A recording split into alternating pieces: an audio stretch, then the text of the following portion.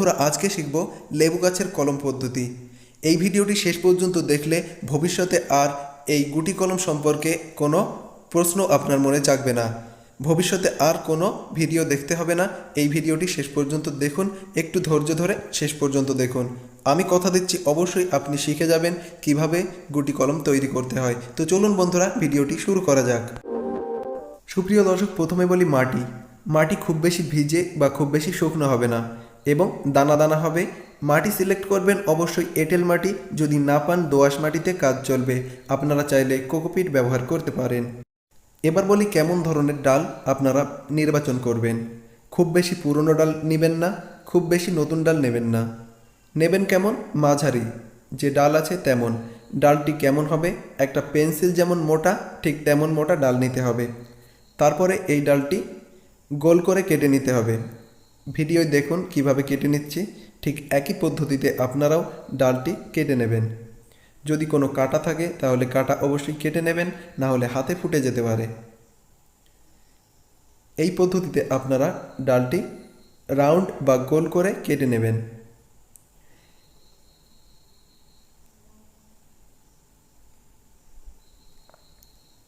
আপনাদের বোঝানোর জন্য খুবই স্লোলি প্রসেসটি হচ্ছে। এরপর আমি একটু স্পিড বাড়িয়ে দেব যখন ডালটি কেটে নেওয়া হবে। তারপরে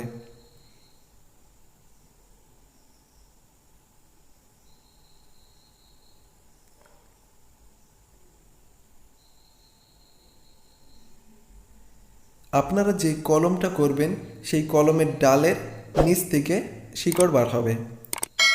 অবশ্যই উপরের অংশ থেকে শিকড় বার হয় না। যেমন আপনি একটা ডাল সিলেক্ট করলেন, সেই ডালের উপরের অংশ থেকে শিকড় বার হবে। অবশ্যই আমি লাস্টে এই বিষয়ে আলোচনা করব। এরপরে সবচেয়ে যে ইম্পর্টেন্ট স্টেপ সেটা আপনাদের সাথে শেয়ার করি। এই ডালের উপরে একটা অংশ থাকে, লেয়ার অনেকটা জেলি জেলি মতো, সেই লেয়ারটা একদম তুলে দিতে হবে, নাইলে কখনোই শিকড় বার হবে না। অনেকেই অবশ্য ফেল করেছে। এটা খুব বেশি ভালো করে ঘষে নিতে হবে যেন ওই লেয়ারটা, অর্থাৎ ওই জেলি জেলি ভাব যে লেয়ারটা, সেটা যেন না থাকে। আমি ভিডিও স্পিড করে দিয়েছি, এরপরে আপনাদেরকে দেখাচ্ছি লেয়ারটা আমি কিভাবে তুলে নিচ্ছি প্রচণ্ড পরিমাণে। আর এটাই আপনার ফাইনাল স্টেপ। এটা যদি ঠিকঠাক আপনি ঘষে তুলে দেন তাহলে অবশ্যই Subscribe to এই my channel and also ডালটি press থেকে this bell icon. শিকড় বার হবে এবং গাছটি রোপণযোগ্য হবে।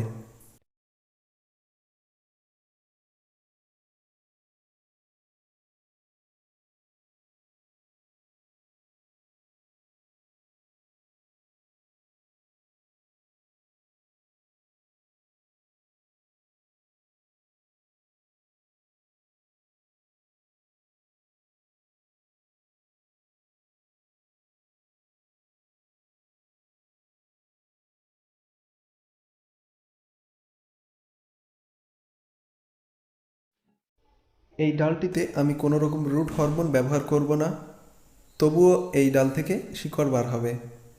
এরপরে স্টেপ আপনারা ওই মাটিটা এটাতে ঠিকভাবে লাগাবেন। মাটিটা দুটো অংশে ভাগ করে নেবেন, তারপরে একটু চেপে চেপে লাগিয়ে দেবেন। অবশ্যই একটু মোটা রাখতে হবে, না হলে মাটিটা শুকিয়ে গেলে কখনোই শিকড় বার হবে না। আপনারা চাইলে অনেক ধরনের রুট হরমোন পাওয়া যায়, সেই রুট হরমোন ব্যবহার করতে পারেন। বাড়িতে যে অ্যালোভেরা জেল থাকে অ্যালোভেরা জেল ব্যবহার করতে পারেন। বাড়িতে যে দারুচিনি থাকে সেই দারচিনির গুঁড়ো করে সেই কাঠ ব্যবহার করতে পারেন রুট হরমোন হিসেবে, এবং মধু ব্যবহার করতে পারেন রুট হরমোন হিসেবে। আমি এখানে কোনো রকম রুট হরমোন ব্যবহার করছি না এবং ঠিকঠাকভাবে মাটির গুটি বেঁধে দিচ্ছি।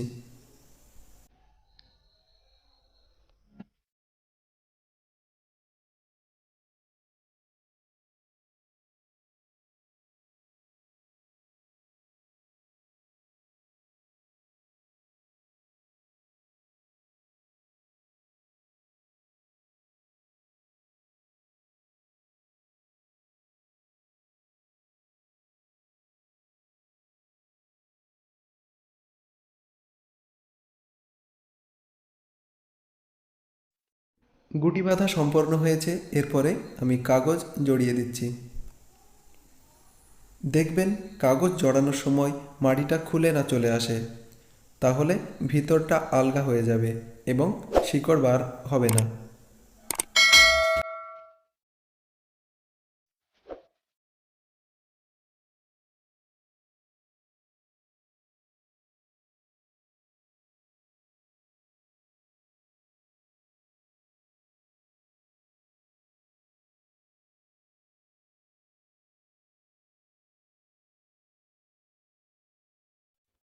এরপরে একটা সুতো বা দড়ি দিয়ে আপনারা এটা বেঁধে দেবেন, ঠিক আমি যেভাবে বেঁধে দিচ্ছি একই পদ্ধতিতে।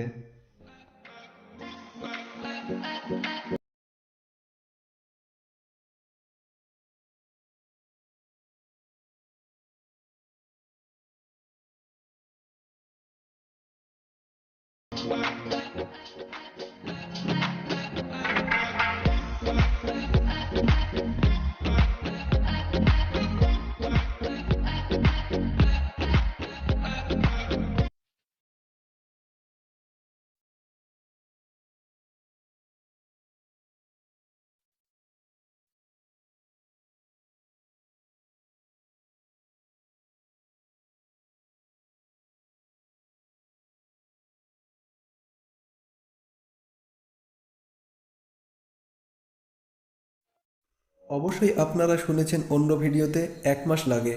অবশ্য 1 মাস লাগে না, এটা 52 দিন মতো সময় লাগে। তো বন্ধুরা, ফিরে আসি 52 দিন পর। 52 দিন পর আমি ডালটি কেটে নেব। কোনো রকম আমি খুলব না, ডালটা কেটে নিয়ে তারপরে আপনাদেরকে দেখাবো। অবশ্যই ভিডিওর প্রথমে আপনারা দেখেছেন শিকড় বার হয়েছে, এবং অর্গ্যানিক পদ্ধতি আপনারা ট্রাই করে দেখতে পারেন। কোনো রকম ফেক পদ্ধতি আমি আপনাদের সামনে নিয়ে আসি না। ভিডিওটি ভালো লাগলে অবশ্যই লাইক করবেন, এবং চ্যানেলে নতুন হয়ে থাকলে অবশ্যই চ্যানেলে সাবস্ক্রাইব বাটনটি প্রেস করবেন। সুপ্রিয় দর্শক, এরপর আমি কাগজটি খুলে দেখাবো শিকড় অবশ্যই বার হয়েছে। 100% অর্গ্যানিক পদ্ধতি আপনাদের সাথে শেয়ার করি, এবং এই কলম সম্পর্কে যদি কোনো প্রশ্ন থাকে অবশ্যই কমেন্ট করবেন, আমি উত্তর দিয়ে দেব।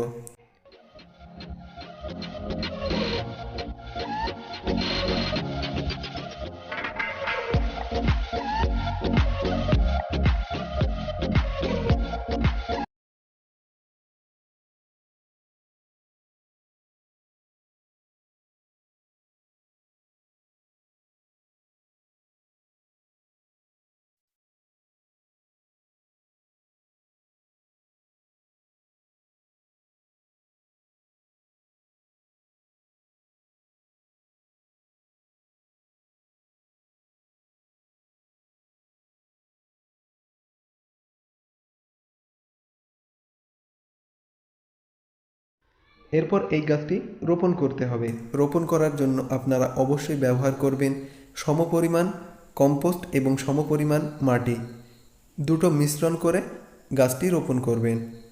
আমি গাছটি রোপণ করছি। ঠিক একই পদ্ধতিতে রোপণ করে আপনারা ছায়াময় এলাকায় রেখে দেবেন, অর্থাৎ ছায়াযুক্ত জায়গাতে এই গাছটি রেখে দেবেন। তারপরে কিছুদিন পর দেখবেন চারাটি বড় হতে শুরু করেছে, এবং আপনার লেবু গাছে অবশ্যই লেবু হবে। সুপ্রিয় দর্শক, ভিডিওটি ভালো লাগলে অবশ্যই লাইক করবেন। আপনাদের ভালোবাসায় আমি সর্বদা আছি। কোনো রকম প্রশ্ন থাকলে কমেন্ট করবেন। বিশ্ব বাংলা কৃষি সর্বদা কৃষকের পাশে থাকে।